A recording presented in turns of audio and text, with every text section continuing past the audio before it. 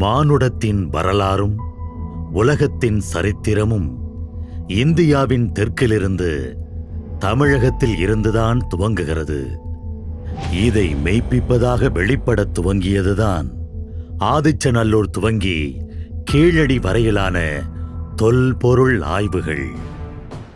மனித நாகரிகம் மட்டுமல்ல, இந்திய சுதந்திர போராட்டமும் சுதேசியமும் சென்ற நூற்றாண்டின் துவக்கத்தில் எரிமலை பிழம்பாய் பீரிட்டு கிளம்பியதும் தெற்கிலிருந்துதான் என வரலாற்றில் அழுத்தமாக தடம் பதித்து சென்றது ஒரு அக்னி பறவை.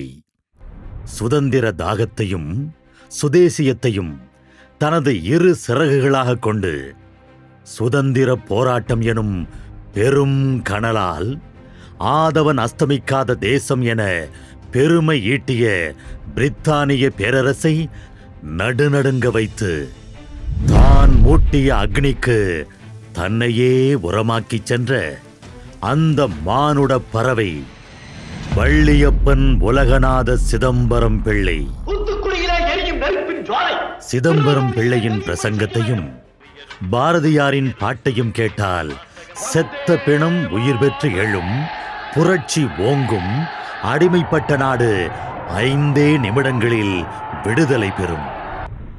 1908ஆம் ஆண்டு சிதம்பரனாருக்கு இரட்டை ஆயுள் தண்டனை அளித்த தீர்ப்பில் ஆங்கில நீதிபதி ஃபின்ஹே எழுதியுள்ள வரிகள் இவை: வ.உ.சி என்ற 3 எழுத்து மந்திரமாய் மங்கா புகழுடன் இன்றும் நம் நினைவில் வாழும் சுதந்திர போராளி இம்மண்ணில் உதித்த 150வது வருடத்தில் நன்றியோடு அவரை நினைவு கூர்ந்து வீர வணக்கம் செலுத்தவே இந்த ஆவண குறும்படம்.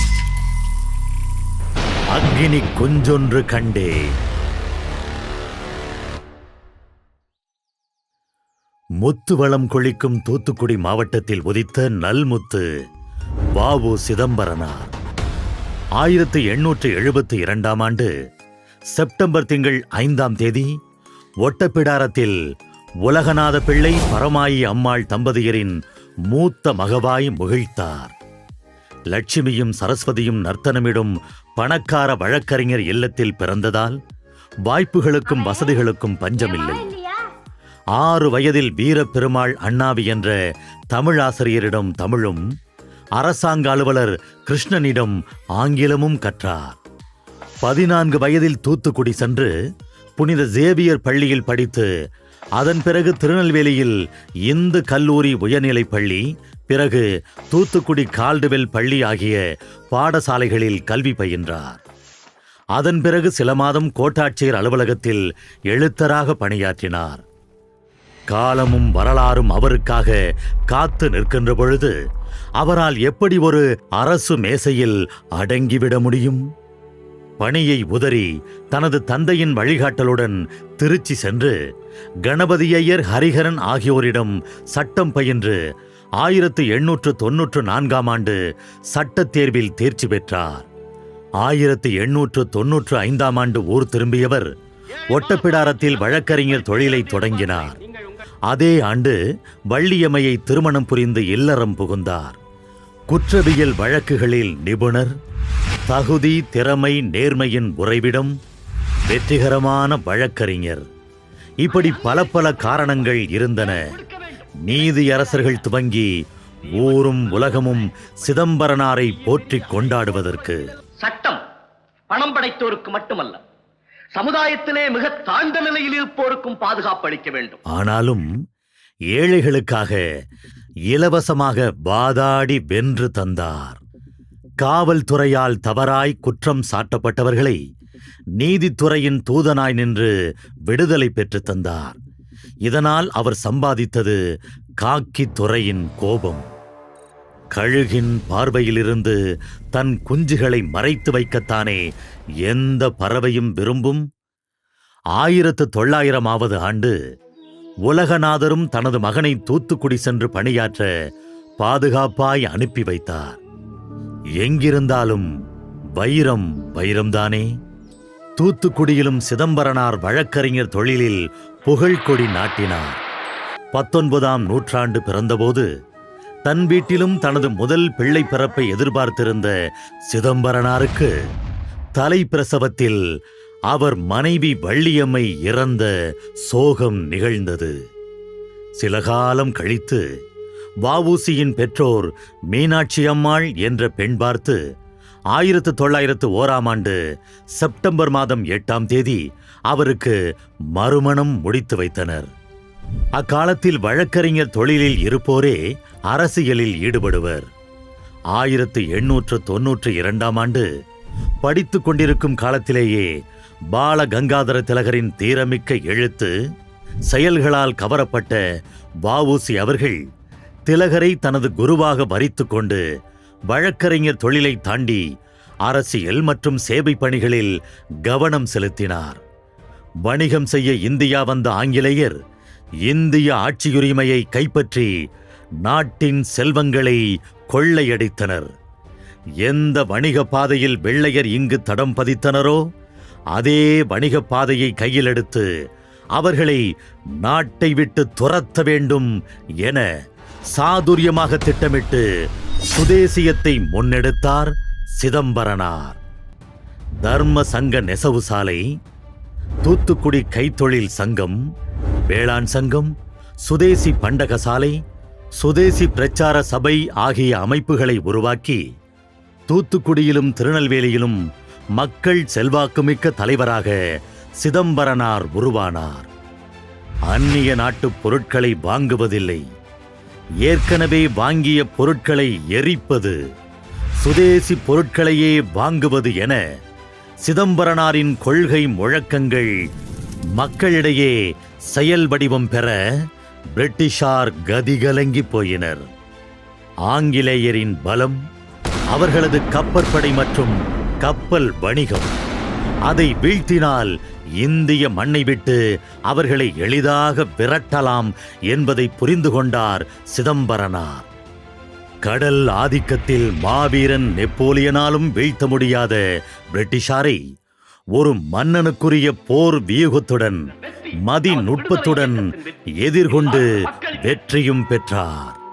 ஆம், 1906ஆம் ஆண்டு சுதேசி நாவாய் சங்கம் என்ற கப்பல் நிறுவனத்தை பதிவு செய்து வணிகர்களை பங்குதாரர்களாக கொண்டு எஸ் கலிலியோ என்ற கப்பலை வாங்கி வந்து இந்தியாவுக்கும் இலங்கைக்கும் கப்பல் வணிகத்தை துவங்கினார். அடுத்து எஸ் லாவோ என்ற கப்பலும் 2 படகுகளும் பிரான்சிலிருந்து வாங்கப்பட்டன. மக்கள் சுதேசி கப்பலில் பயணம் செய்தனர். வணிகர்கள் தங்கள் சரக்குகளை சுதேசி கப்பலில் மட்டுமே அனுப்பினர். வங்க கடலில் இந்திய கொடியுடன் கம்பீரமாக வலம் வந்தது சுதேசி கப்பல்.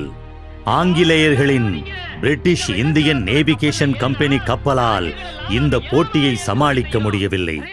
கட்டணத்தை குறைத்தனர், இலவசம் என கூவி அழைத்தனர்.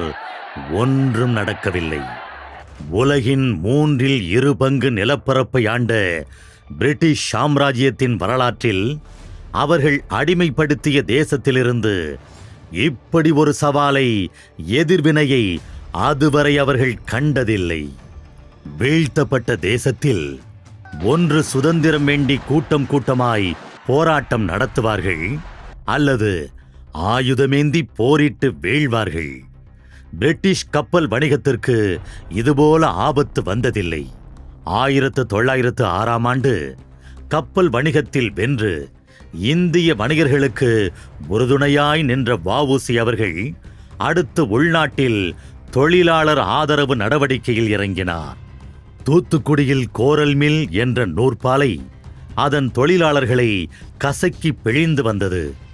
அதை எதிர்த்து சுதந்திர போராட்ட வீரர் சிதம்பரனாரின் அருமை நண்பர் சுப்பிரமணிய சிவாவுடன் இணைந்து தொழிலாளர் போராட்டத்தை துவக்கி 12 மணி நேர வேலை நேரத்தை குறைத்து கூலி உயர்வு, வார விடுமுறை என அனைத்தையும் பெற்றுத் தந்தார். ஆலையை மூடி தொழிலாளர்களை பட்டினி போட்டு ஆலை நிர்வாகம் பணிய வைக்க முயன்றபோது போராட்டம் நடந்த 9 நாள்களும் தனது மனைவி பிள்ளைகளின் நகைகளை விற்று மொத்த தொழிலாளர்களுக்கும் உணவளித்து காப்பாற்றினார். ரஷ்யாவில் சோசியலிச தோழர்களின் சோவியத் புரட்சி 1917ஆம் ஆண்டுதான் நடைபெற்றது. இந்தியாவில் முதல் தொழிற்சங்கம் துவங்கப்பட்டது 1920ஆம் ஆண்டு. ஆனால் அதற்கும் 12 ஆண்டுகளுக்கு முன்பே 1908ஆம் ஆண்டு தொழிற்சங்கங்களே இல்லாமல் வேலை நிறுத்த போராட்டத்தை வழிநடத்தி வெற்றி பெற்றிருக்கிறார் சிதம்பரனார். சிதம்பரனாருக்கும் அவரது தீவிர போராட்டங்களுக்கும் பயந்து தென் தமிழகத்தை விட்டு ஆங்கிலேயர்கள் கடலில் சென்று தங்கியிருந்திருக்கிறார்கள் என்றால் அந்நியரிடம் எப்பேற்பட்ட தாக்கத்தை உருவாக்கியிருந்தார் என்பதை உணர முடியும். படித்தவர்களும் மேல்தட்டு மக்கள் மட்டுமே சுதந்திர போராட்டத்தில் ஈடுபட்டு வந்த காலத்தில் தொழிலாளர்கள், விவசாயிகள், அடித்தட்டு மக்கள் அனைவரையும் ஒருங்கிணைத்து களம் இறக்கியிருக்கிறார். கப்பல் விட்டு கலங்க வைக்கிறார். ஆலை தொழிலில் பாட்டாளி போர் துவங்கி பதற வைக்கிறார். இதை இப்படியே தொடரவிட்டால் இந்த மண்ணில் நமக்கு சிதம்பரம் முடிவுரை எழுதிவிடுவார் என உணர்ந்த ஆங்கிலேயர் தருணம் பார்த்திருந்தனர். வங்கசிங்கம் பிபின் சந்திரபால் 1908ஆம் ஆண்டு மார்ச் 9ஆம் தேதி விடுதலை பெற இருந்தார்.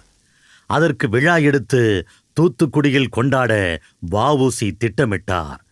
அதை தடுக்க எண்ணிய பிரிட்டிஷ் கலெக்டர் விஞ்ச் தன்னை திருநெல்வேலியில் வந்து சந்திக்குமாறு கூறி அங்கு வைத்து வ.உ.சி.யையும் சுப்பிரமணிய சிவாவையும் கைது செய்தார். இதை எதிர்த்து மக்கள் போராட்டத்தில் குதித்தனர். நெல்லை சீமை போர்க்களமானது. துப்பாக்கி சூட்டில் 4 பேர் பலியாகினர்.